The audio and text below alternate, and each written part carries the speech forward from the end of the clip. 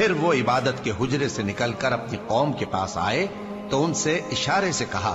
کہ صبح و شام تسبیح کرتے رہو۔ فرمایا اے یحییٰ، ہماری کتاب کو مضبوطی سے تھامے رہو، اور ہم نے ان کو لڑکپن ہی میں دانائی عطا فرمائی تھی اور اپنے پاس سے شفقت اور پاکیزگی دی تھی، اور وہ پرہیزگار تھے اور وہ اپنے ماں باپ کے ساتھ نیکی کرنے والے تھے اور سرکش اور نافرمان نہیں تھے۔ اور جس دن وہ پیدا ہوئے اور جس دن وفات پائیں گے اور جس دن زندہ کر کے اٹھائے جائیں گے ان پر سلام ہے۔ اور کتاب یعنی قرآن میں مریم کا بھی تذکرہ کرو، جب وہ اپنے لوگوں سے الگ ہو کر مکان کے مشرقی حصے میں چلی گئیں،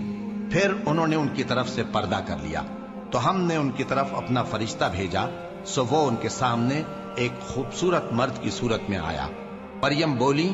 کہ اگر تم پرہیزگار ہو تو میں تم سے بچنے کے لیے رحمان کی پناہ لیتی ہوں۔ فرشتے نے کہا کہ میں تو تمہارے پروردگار کا بھیجا ہوا یعنی فرشتہ ہوں، اور اس لیے آیا ہوں کہ تمہیں پاکیزہ لڑکا بخشوں۔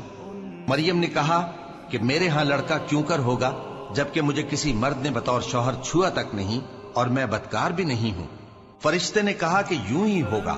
تمہارے پروردگار نے فرمایا کہ یہ مجھے آسان ہے اور میں اسے اسی طریق پر پیدا کروں گا تاکہ اس کو ہم لوگوں کے لیے اپنی طرف سے نشانی اور ذریعہ رحمت بنائیں،